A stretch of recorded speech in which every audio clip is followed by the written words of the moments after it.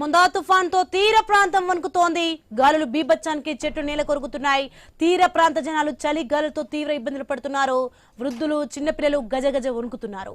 మచిలీపట్నంలో ఈదురు గాలులు బీభత్సం సృష్టిస్తున్నాయి. ఎక్కడికక్కడ హోర్డింగ్లు విరిగిపోయి కరెంటు తీగలపై పడడంతో పలు గ్రామాల్లో కరెంటు సరఫరా నిలిచిపోయింది.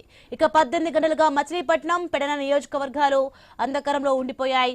సహాయక చర్యలు పునరుద్ధరించడానికి జిల్లా యంత్రాంగం సంసిద్ధమైంది. పలు ప్రాంతాలలో విద్యుత్ స్తంభాలు ట్రాన్స్ఫార్మర్లు నేలకూలాయి.